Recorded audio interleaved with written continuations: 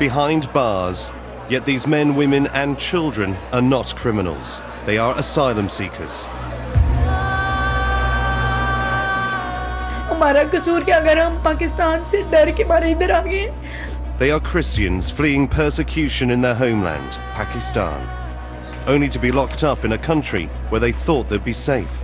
We've just found dozens of women sobbing. They've taken all their husbands. Thailand, a tourist paradise, but a country that refuses to help anyone seeking refuge here. The United Nations Refugee Agency is here. It's supposed to offer asylum seekers a lifeline. So why are those claiming to flee persecution, many of them Christians, being imprisoned indefinitely?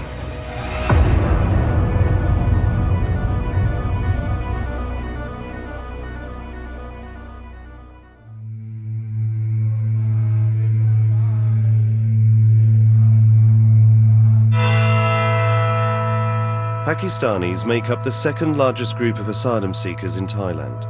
They are predominantly Christian. If this service was taking place in their homeland, the pastor and his congregation would be risking their lives.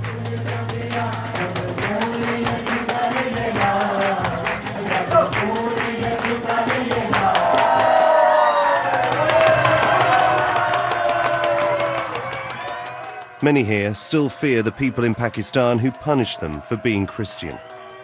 तक मेरे ये हड्डी जो है वो तोड़ दी गई and जो हार्ट के ऊपर है और उसके बाद मेरे इस बाजू को काटने की कोशिश की गई जिसका अभी तक निशान वो जख्म का निशान मौजूद है. Back in Pakistan, conversion to Christianity is seen by some Muslims as a huge insult to Islam. Suicide bombers and gunmen have killed hundreds of Christians as they worship in church. The country's own blasphemy laws have been used as a pretext by Islamist extremists to murder Christians. Others have been imprisoned or sentenced to death. And you can see why Thailand is their best option for escape. Pakistan's border countries are Islamic, war-torn, communist or politically unfriendly. Cheap flights and easy-to-obtain holiday visas get entire families into Bangkok, posing as tourists. But not all of them get away in time. कि जब मेरी बहन को इस वजह से जिंदा चलाया गया कि उसने सिर्फ खुदा लफ्ज़ बोला, कि सिर्फ इस वजह से जलाया गया कि उसने खुदा बोला. और मैं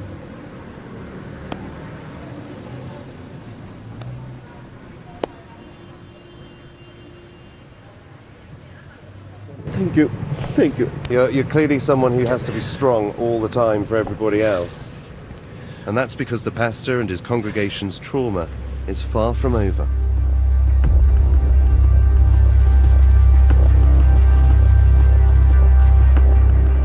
Thailand has long been signed up to tourism.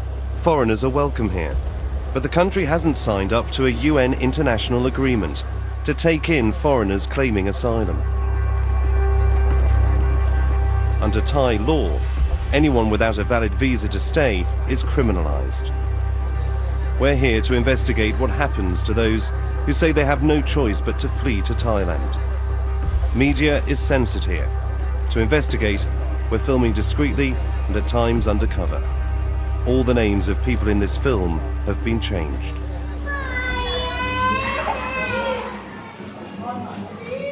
A network of Bangkok apartment blocks has effectively become a refugee settlement. They arrive with few possessions, relying on money from Christian charities.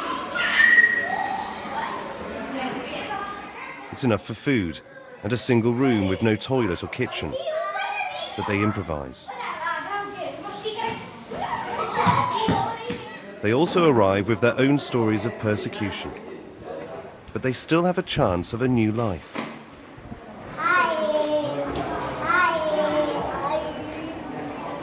Thailand has allowed the United Nations Refugee Agency, UNHCR, to step in to investigate the credibility of their case. They're either relocated to another country or repatriated. Thailand is just a transit country. The process is supposed to take 6 months, but all of these families say they've been waiting for years. And a new generation is being born here. 25 days ago, Uzea came into this stateless world. बहुत मुश्किल हो रहा है क्योंकि first baby है, कोई तजर्बा भी नहीं है, तो कोई पता नहीं.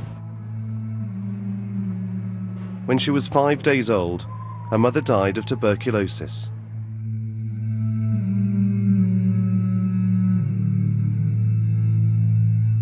Asylum seekers have no access to work, education, or healthcare. Now it's just Uzea and her father, Vakar. Your wife got to spend some time with her before she passed away. Last time वो उसे गोदी में उठा के तो गीत गा रही थी, प्रस्तुत कर रही थी. Vakar has been waiting 2 years for his asylum case to be processed. It appears the Thai immigration police are losing their patience with the UN's slow progress. हर जगह रूमों से निकाल के लेके जा रहे हैं. हर टाइम यही टेंशन रहती है कि अब कैसे होगा, अगर खुदा ना खास्ता कुछ ऐसा हो जाए, पुलिस पकड़ ले, इमिग्रेशन पकड़ ले, तो कैसे हैंडल करेंगे. We are warned the immigration police could strike at any time. We hear there's been a raid in a block nearby. We've just come to this apartment block and just found dozens of women sobbing. And it became very clear why. They've taken all their husbands. Has this woman's husband been taken away? Her husband is taken away.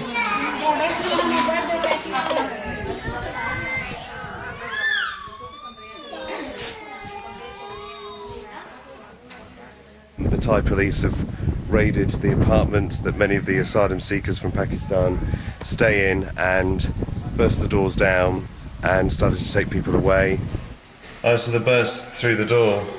इधर से देखें, इधर से ये सारे उन्होंने खोले हैं सब.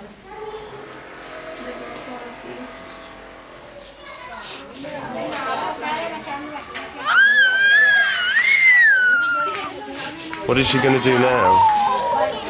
मेरे बच्चे भी बहुत छोटा जो है, वो तो बिल्कुल ही नहीं रहता. हमारा कोई है भी नहीं है यहाँ पे, अकेली फैमिली है. ये मेरा बड़ा बेटा बहुत छोटा.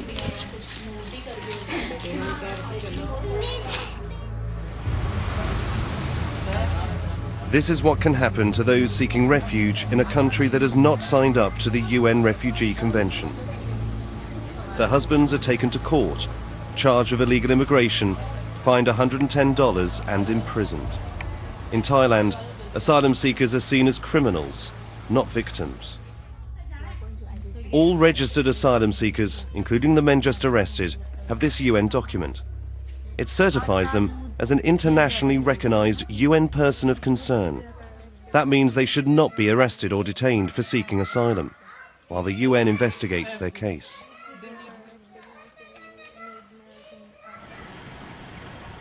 That day, in a series of raids, a total of 50 Pakistani UN-registered asylum seekers were arrested, including women and children. The charity Jubilee campaign says hundreds are detained every month, mainly Pakistanis, because they're easy to find, being one of the largest asylum communities living in concentrated areas. The message is crystal clear. Asylum seekers are not welcome to remain here.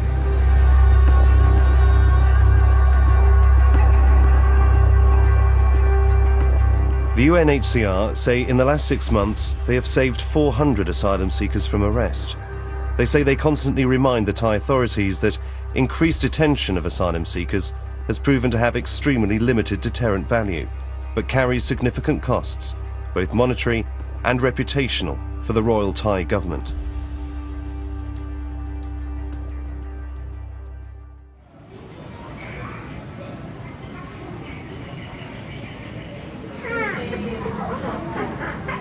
Do you worry about your life? बिल्कुल 24 घंटे में उसी के बारे में सोचता रहता हूँ.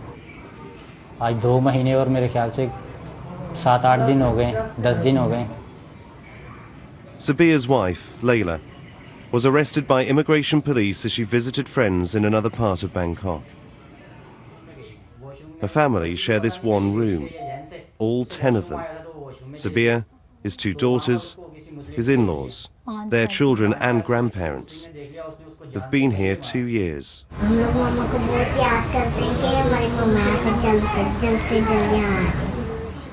For now, their only chance of being reunited with Layla is their arrest. But how can this existence in Thailand be better than Pakistan? यहाँ पुलिस इमिग्रेशन का बस खौफ है हमें. Sabir claims back in Pakistan, a gang tried to kill him and his brother when they refused to convert to Islam. The entire family fled. तो घर पे आते से सब कोई खतरा था. घर पे आएगा तो गोली चलाएगा तो पता थोड़ी होगा किसको लगेगा.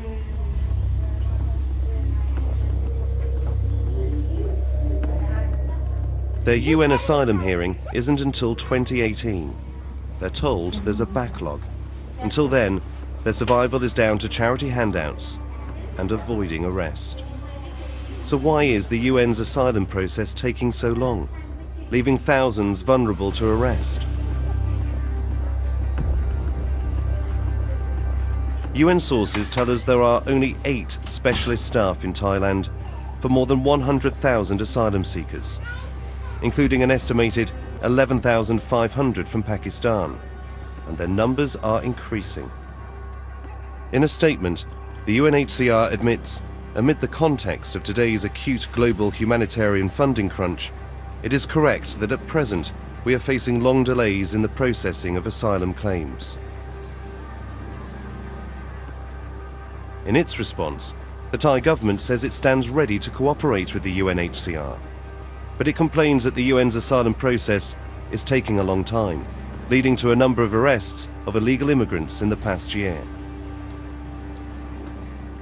While they insist specific communities are not targeted, shortly after they responded to the BBC, the immigration police announced it is focusing arrests on nationals seen as possible criminals or terrorists, namely immigrants from Pakistan, Somalia and Palestine.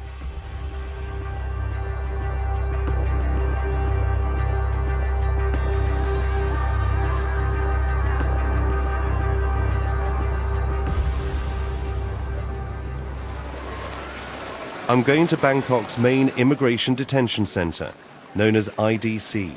It holds anyone found guilty by a Thai court of illegal immigration. They have already paid a fine, but still end up here. The conditions Sabir's wife Layla and hundreds of others are being held in are described by human rights groups as inhumane. Not surprising then that journalists and cameras are not allowed inside. But we're still going in, posing as charity volunteers delivering water and food for inmates. Our hidden cameras are meant to be search-proof.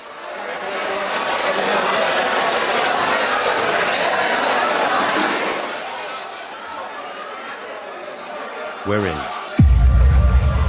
For 1 hour a day, some of the 200 asylum seekers held here are let out of their cells to meet visitors, mainly charity workers. The detainees I see are mainly Pakistani Christians, men, women, and their children. That noise is their cries for help. But all the charity volunteers can offer them is food and water. It's absolute chaos in here. On one side you've got charity workers trying to have a conversation with the detainees between 2 fences, and there's a metre gap between them. And on the other side all I can see is men, women and children, many of them from Pakistan, desperate to get out. A lot of the women are complaining the children are ill with vomiting and diarrhea because of the dirty water. How old are you? 6, you're 6. Where's your mum? Her mother has been here 3 months and she was arrested with all of her children. The Thai government says parents often choose to have their children with them in detention. But what we are witnessing is a breach of UN international law that Thailand has signed up to. Laws that ban the imprisonment of children, particularly with adults, even with their parents. So where is the UN now? visited you from the United Nations? No one. No one. How long have you been here? 3 months.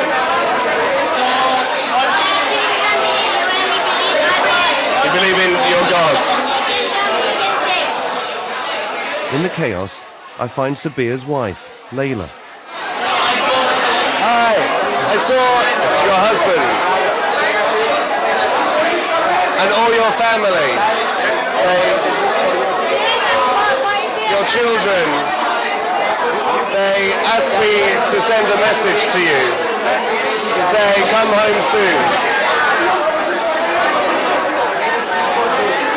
You must miss them. They're okay. They're being strong. She hasn't seen her children for 2 months. There goes the bell. Good luck. Bye. The men are taken back to this overcrowded cell. Rare snapshots of their life behind bars obtained by the British Pakistani Christian Association. The women and children are separated from the men.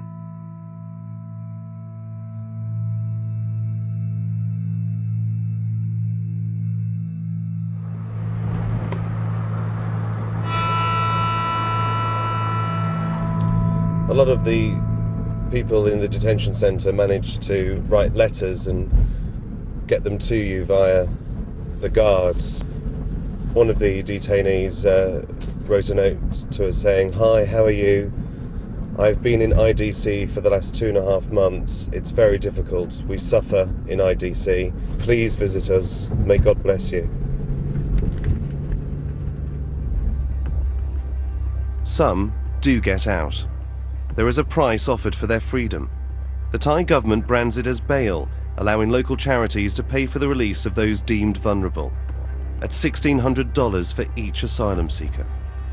वहाँ पे ये था कि वहाँ पे जब बहुत ज़्यादा कैदी हो जाते थे तो उसमें ये था कि हमें ना होता ना उनको सुलाना होता था पास में, तो हम बड़े मुश्किल तंग होकर रात गुजारते थे. This pastor and his wife were in detention for 6 months. They're among the chosen few to be released on bail. और हमने रो के यूएनए में फ़ोन किए हैं मैंने. हम जब जा रहे थे हमारा फ़ोन नहीं अटेंड किया इन्होंने. जब हमें इमिग्रेशन पुलिस आर्मी पकड़ के गई है इन्होंने हमारा फ़ोन भी नहीं अटेंड किया. क्यों नहीं किया? आपने क्यों पेपर दिया हमें जब आप हमें नहीं तहफ़्फ़ुज़ दे सकते? मेरे खुदा तेरे लिए शुक्र कर, क्योंकि तू अपने लोगों की उठाने पड़ता है. और खुदा तू जल्द से जल्द हमें इस मुल्क से निकाल. In response to our investigation, the UNHCR says it is working with the Thai government to find better and more humane management of the situation in accordance with international legal norms. The Thai government deny the enforced imprisonment of children and dirty, overcrowded conditions in the detention centre, saying, "We strive to provide the best possible care based on international humanitarian principles." For other Pakistani asylum seekers, there's a worse fate than a detention centre. They're locked up with real criminals in a notorious Thai prison. Head shaved, stripped, searched and shackled. Rare photos by a local journalist of what happens to those who are charged with illegal immigration and cannot afford to pay the fine imposed by the Thai authorities. Some of these asylum seekers have now been released on bail. I tracked them down. इन्होंने हमें जंजीरों से जकड़ा, उसमें बहुत problem हुई हमें सोने में भी और बैठने उठने में भी, चलने में भी बहुत प्रॉब्लम होती थी. उसका तकरीबन 4-4.5 किलो वज़न था चैन का और हमारे टखनों पे ज़ख़म हो जाते थे, तो उसमें हम बहुत तकलीफ़ में थे. बहुत मुश्किल था हमारे लिए. The women and children are put in a separate cells from the men. मेरी बेटी सारा दिन भूखी थी दूध के लिए. मैं बहुत ज़्यादा परेशान हो गई थी. मेरे लिए वो टाइम बहुत टफ और मुश्किल था. Another mother she shared a cell with tells me prayer was all they could offer their sick and hungry children. बहुत ज़्यादा प्रॉब्लम हुई थी, तो यानी कि वहाँ पे जितने भी बेबीज़ थे तकरीबन मेरा बेबी बहुत छोटा था उन सब बेबीज़ में से, और इसको वहाँ पे तबीयत इसकी बहुत ज़्यादा ख़राब हो चुकी थी। तो वो जो बेड़ियाँ लगाता था वो उसके पास से थोड़ा था, वो पैर आगे करके थोड़े के साथ वो बंद करता था, ring, metal ring. We asked the Thai government to respond to allegations by these asylum seekers of inhumane imprisonment with criminals. They didn't comment. These prisoners were eventually released when missionaries paid their fines, only to be sent to a detention centre, forcing charities to pay again for their bail. Where we are go, शुक्र अदा करता हूँ कि क्योंकि उसने कहा था कि जब भी तुम्हें कोई मेरे नाम से सताएगा तो तुम उसके लिए बरकत चाहो। तो हम UNHCR के लिए भी बरकत चाहते हैं और सब अपने सताने वालों के लिए भी बरकत चाहते हैं।